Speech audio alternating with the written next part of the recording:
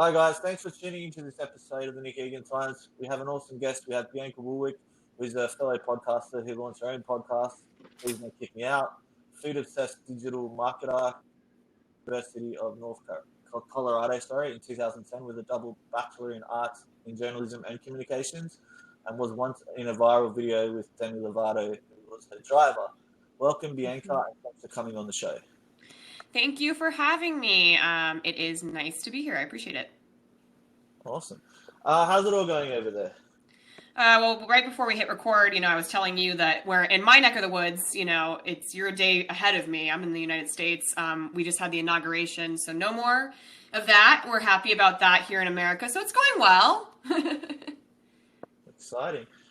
All right, let's just jump straight into it. For the listeners, who is Bianca Wulwick? I am a woman in my 30s. I am a military spouse. I am married to a lieutenant in the Navy.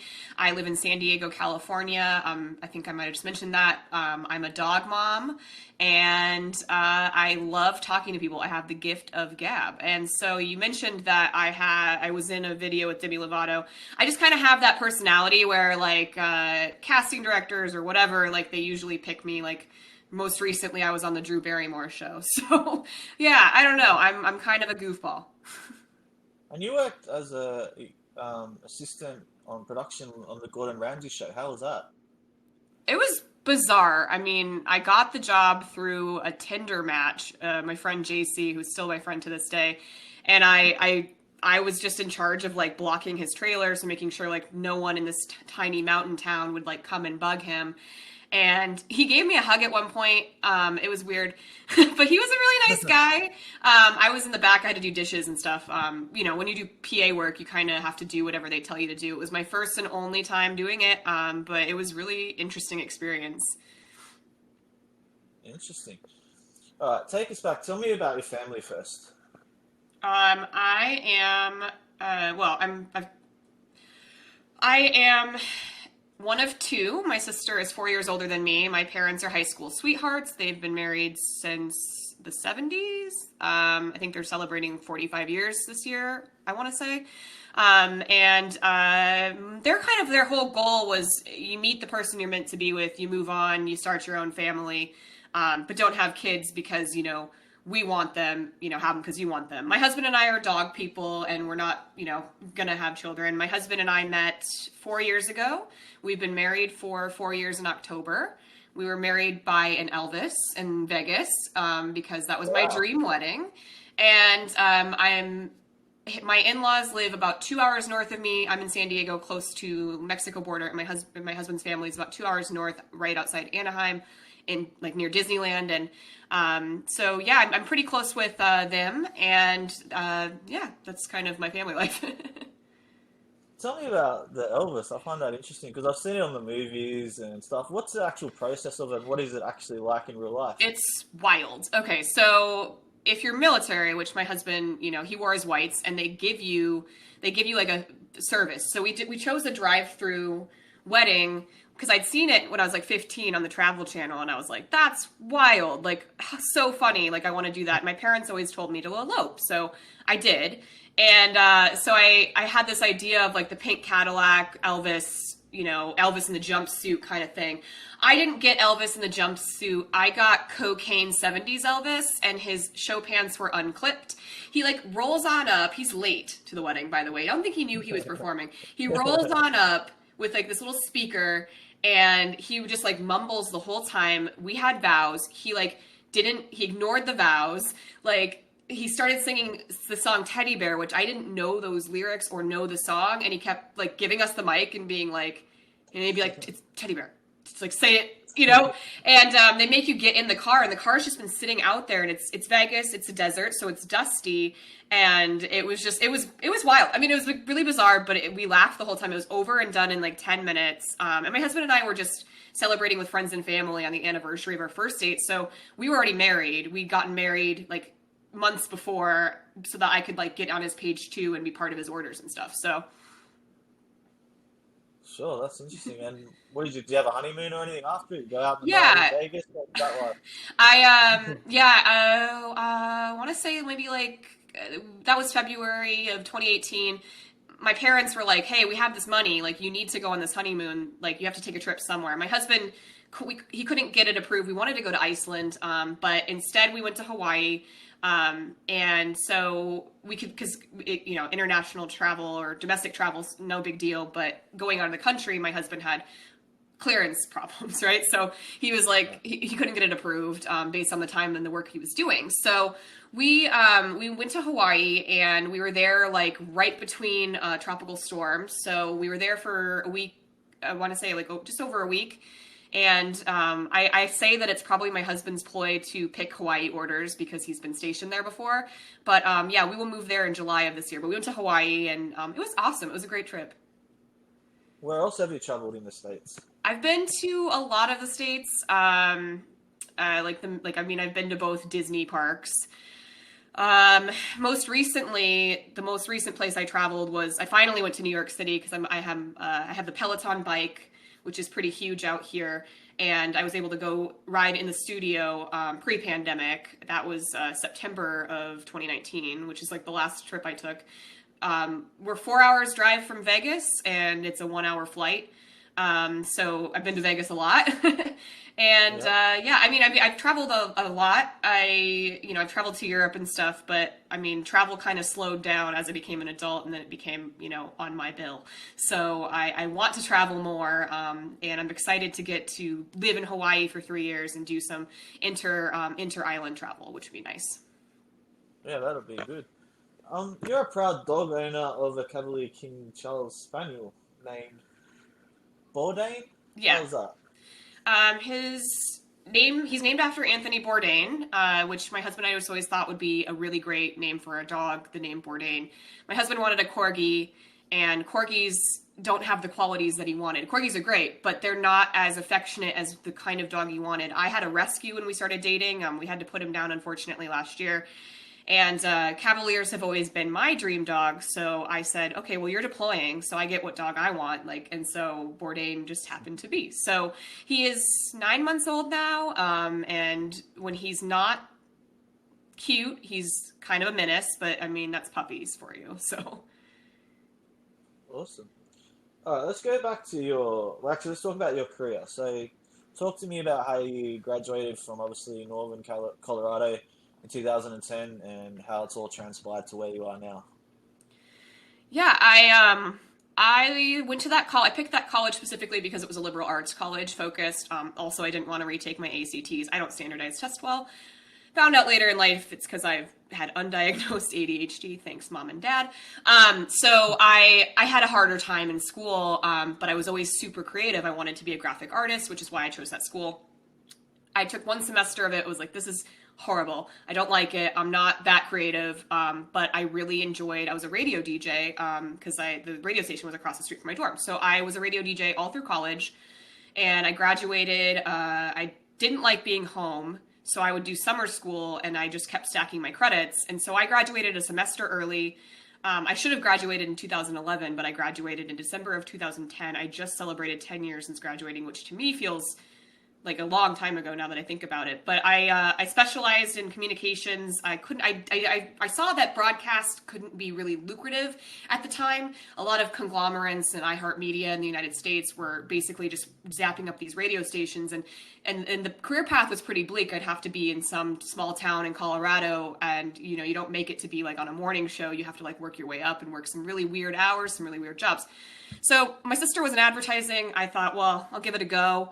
I wanted to be in PR, and I just fell into advertising, which then morphed into marketing, and just kind of I've taken odd jobs to fill the gaps, but I worked my way up, and then most recently was a marketing director of a branch of a Fortune 500 company. Wow, how was the experience working there? I mean, it was good. It was good. I learned a lot. I was able to like use my skills. I mean, it's a bummer, like marketing's the first to go. That's, bummer, but I learned a lot. I really enjoyed it. I worked for a Fortune 500 company within the real estate aspect. So I was able to purchase a house because I got free title and escrow because I worked for a title insurance company. And yeah, I mean, I look back fondly on it. Like I'm still in touch with my coworkers, and it was a really cool experience. But you know, after getting laid off, I was like, I think marketing will always be part of what I do in my career because you have to market yourself and whatever. But after I got laid off, I started my podcast because it was like my worst fear had happened. I got laid off, of course, because of the pandemic, but it led me to do something super creative, and like I have to do a fair bit of my own boots on the ground marketing for it. So I just kind of was able to morph it into that. Yeah, that's excellent. Great insight to that. And talk about your podcast. Don't kick me out. What's the context and yeah, what's it about? Yeah, so I was looking for this podcast in particular. I was looking for a podcast that explained this phenomenon, this feeling that I had in my career where I just like couldn't accept my accomplishments, like, and you know, imposter syndrome. It sounds very scary, but it's really just it's part of an anxiety. We as humans, we feel it. It's the fear of being found out to be a fraud. It's been around, or at least the term has been coined since the 70s. More recently, it's become a lot more popular because it's been a buzzword. But there was a podcast about it, but it was only for artists, and I was like, well, I know that more than just artists feel this way because I feel this way in marketing.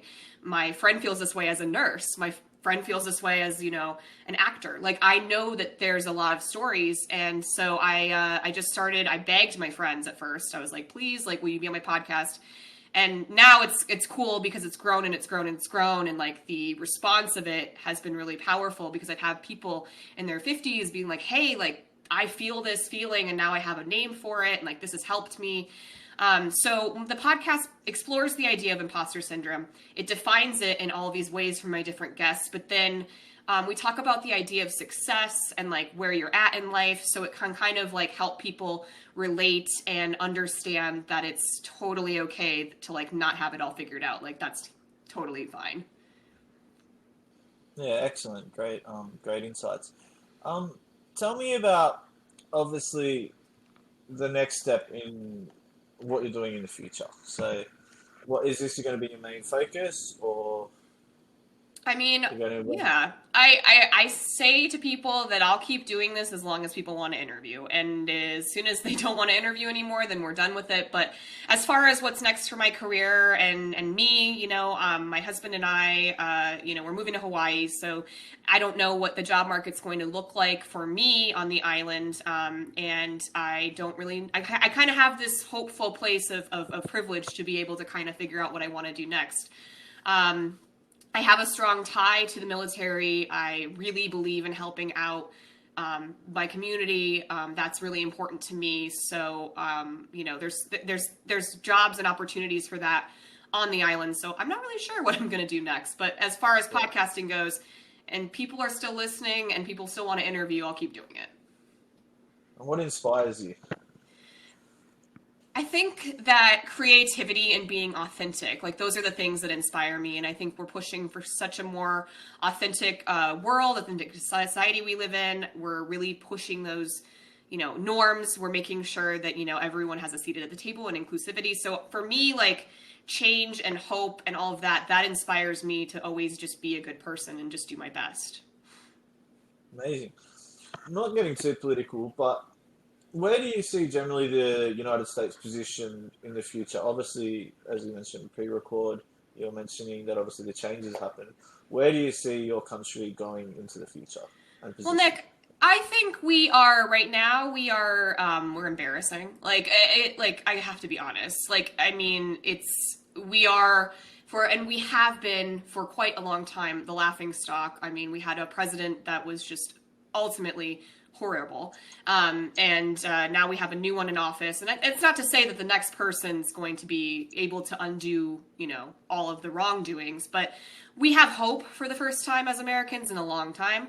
And so I hope that, you know, the next 4 years can repair a lot of that damage. But, you know, I always joke that America is like the Croc sandal of like socks and sandals or like cargo shorts of the world. Like we are embarrassing. And I thought that before Trump took office. So hopefully, you know, we can work on, you know, not being as obnoxious. And like when I travel personally, like, I try not to be or look American because, you know, I try to like blend in as much as I can, like enjoy the culture, like learn things, because the biggest insult is being a stupid American.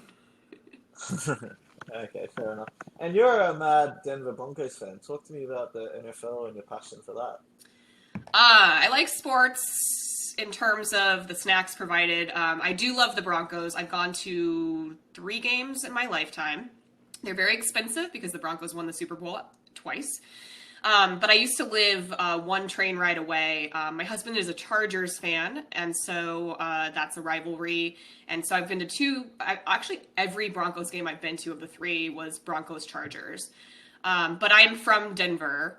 That's where I identify as being from. Like I have it tattooed, the Skyline tattooed on my bicep. But there's just something about Broncos fans that are different. And so moving to a city that has no sports team, because obviously like the LA Chargers, or they're now in LA or whatever. They're not, like, they just tore down the stadium. So there's not really a sports team out here. People in San Diego are like super into Padres baseball. And I went to a game and I was like, this isn't my Rockies, because I'm from Denver. So it's like, I'm all about all the Denver teams. I'm a huge Nuggets fan as well. And it was so cool to like live in the city and like be able to go to all of these games. It was a really cool experience. Yeah, that's really cool. What other hobbies, interests, and passions do you have besides that?